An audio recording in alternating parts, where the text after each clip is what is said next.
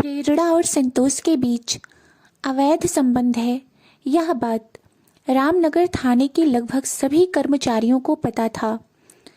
मगर इन सब से बेखबर प्रेरणा और संतोष एक दूसरे के प्यार में इस कदर खो गए थे कि अपने बारे में होने वाली चर्चाओं की तरफ जरा भी ध्यान नहीं जा रहा था। संतोष थाने के इंचार्ज थे तो प्रेरणा एक महिला कांस्टेबल थी।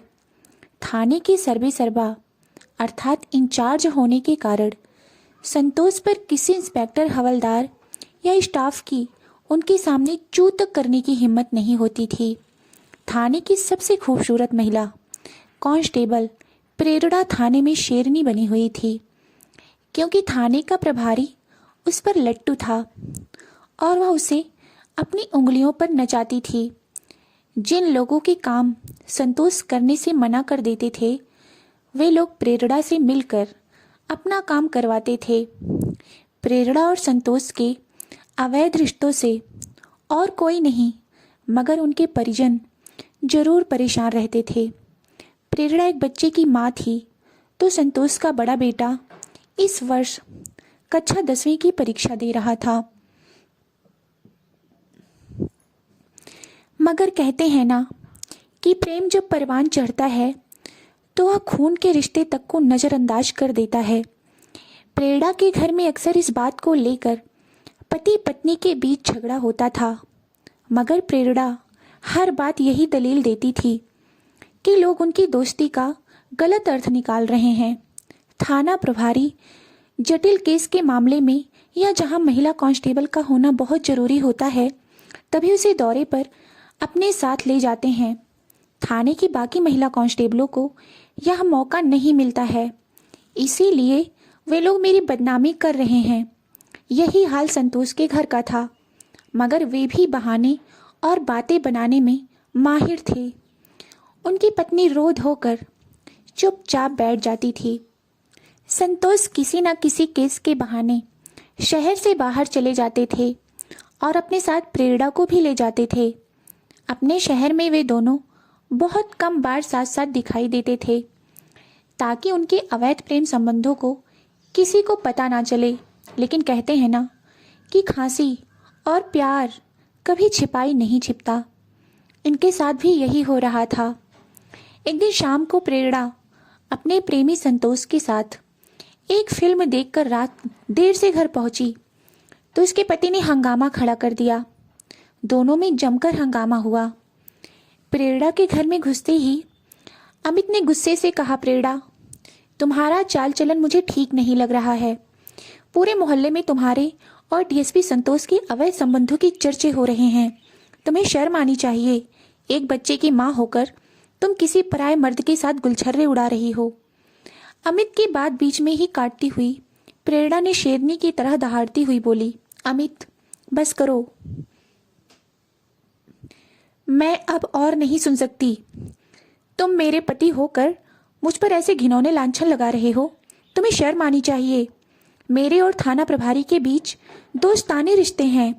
कई बार जटिल और महिलाओं से संबंधित मामलों में जब दूसरी जगह जाना पड़ता है तब वे मुझे अपने साथ ले जाते हैं, जिसके कारण बाकी के लोग मुझसे जलते हैं और मुझे बदनाम करते हैं। अमित, तुम्हें एक बात बता दूं कि तुम्हारी ये 2 टके की मास्टर की नौकरी से हमारा घर नहीं चल रहा है। तुम्हारी तनख्वाह से तो राजू के दूध के 1 महीने का खर्च भी नहीं निकलता है, समझे? फिर तुम्हारे बूढ़े माँ पिता भी तो हमारी छाती पर बैठे हुए हैं। उनकी दवाओं का खर्च कहाँ से आता है? यह भी सोचो अमित। पैसे कमाने के लिए कड़ी मेहनत करनी पड़ती है, कई पापड़ बेलने पड़ते हैं। थाना प्रभारी के साथ मेरे अच्छे संबंधों की बदौलत मुझे ऊपरी कमाई में ज़्यादा हिस्सा मिलता है। फिर मैं उनके साथ अक्सर दौरे पर जाती हूँ तो तब टीए डीए आदि का मोटा बिल भी बन जाता है। यह सब मैं इस परिवार के लिए कर रही हूँ। तुम कहो तो मैं नौकरी छोड़कर घर पर बैठ जाती हूँ, फिर देखती हूँ तुम कैसे घर चलाते हो। अमित ने ज़्यादा बात बढ़ाना उचित नहीं समझा। वह जानता था कि प्रेरणा से बहस करना बेकार है। वह जब तक रंगे हाथों नहीं पकड़ लेता तब तक वह उस पर हावी ही रहेगी। अमित के बुजुर्ग पिता ने भी उसे चुप रहने की सलाह दी। वे जानते थे कि घर में अगर रोजाना कलह होते रहेंगे तो घर का माहौल खराब हो जाता है और घर में सुख शांति भी नहीं रहती है। उन्होंने अमित को समझाते हुए कहा, बेटा अमित, बहू से झगड़ा मत करो। उस पर अगर इश्क का भूत सवार होगा तो वह तुम्हारी एक भी बात नहीं सुनेगी। इस समय उल्टा चोर कोतवाल को डांटने वाली स्थिति बनी हुई है। जब उसकी अक्ल ठिकाने आएगी तब सब कुछ अपने आप ठीक हो जाएगा बेटा। वक्त बड़ा बलवान होता है। आज उसका वक्त है तो कल हमारा भी आएगा। अपने उम्र दराज पिता की बात मानकर अमित ने खामोश रहने का निर्णय ले लिया। एक दिन जब प्रेरणा अपने घर जाने के लिए रवाना हो रही थी, तभी उसे संतोष ने बुलाया। प्रेरणा, हमारे हाथ एक बहुत बड़ा बकरा लगने वाला है। याद रखना, किसी को खबर ना होने पाए।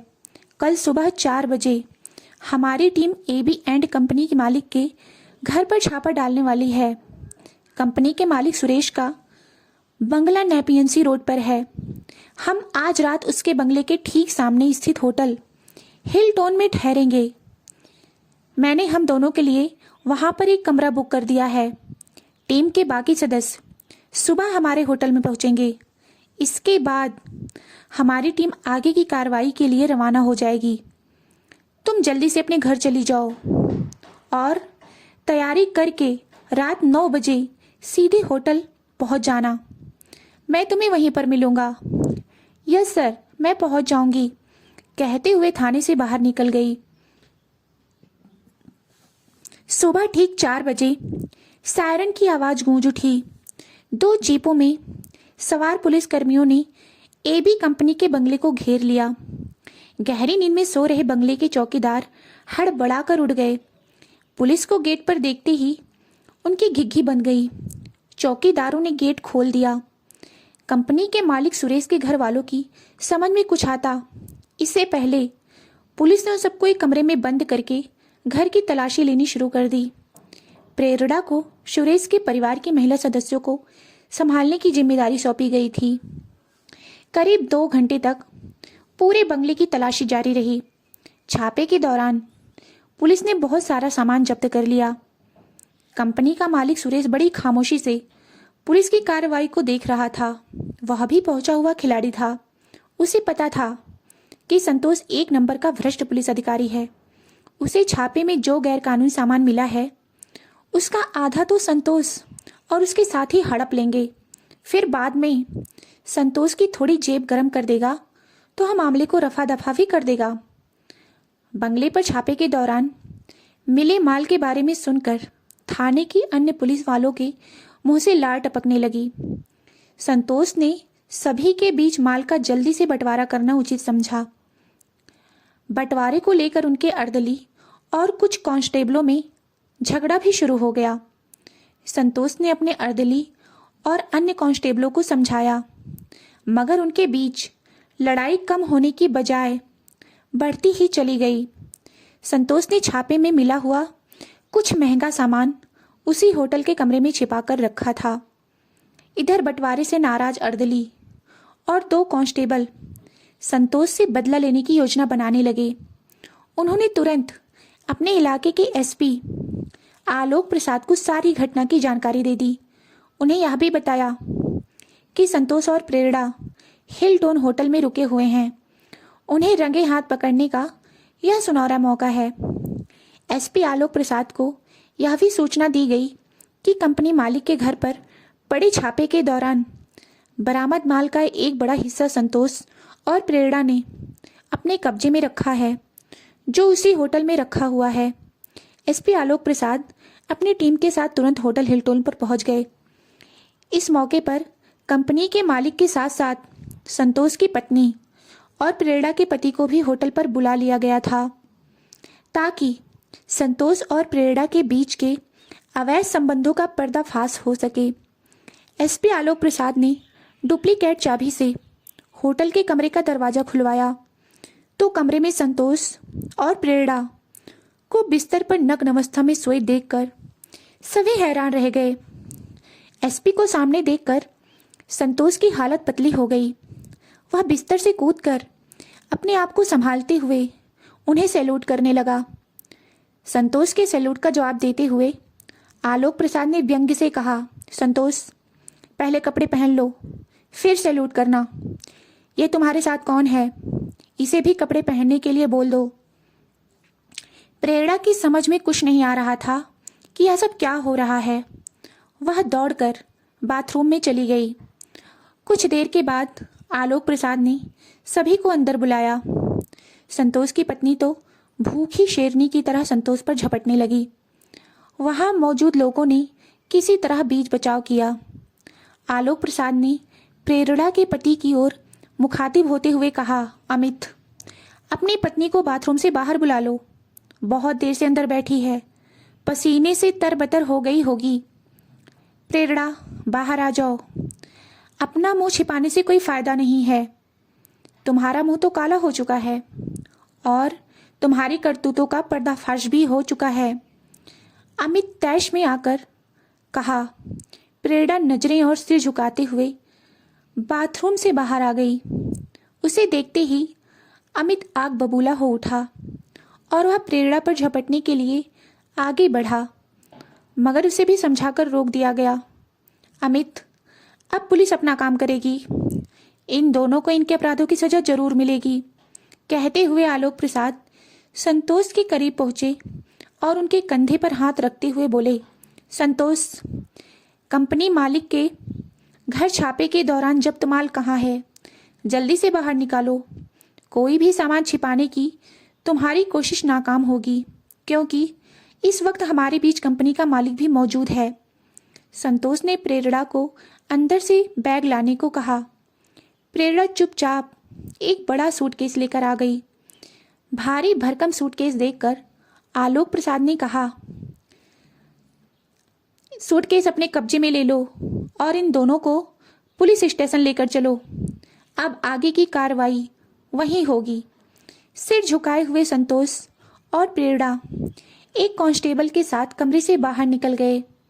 एसपी आलोक प्रसाद संतोष और प्रेरणा को रोककर बोले, आप दोनों एक बात याद रखना, जो आदमी अपने परिवार को धोखे में रखकर उसके साथ अन्याय करता है, अनैतिक संबंधों में लिप्त होकर अपने परिवार की सुख शांति भंग करता है और जो अपनी नौकरी के साथ बेईमानी करता है, उसे एक ना एक दिन बहुत बड़ी कीमत चुकानी पड़ती है।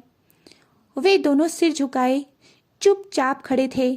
उन्हें पता था कि अब आगे न सिर्फ उनकी नौकरी छिन जाएगी, बल्कि जेल भी जाना होगा। लालच और वासना ने दोनों को मुंह दिखाने लायक नहीं छोड़ा था।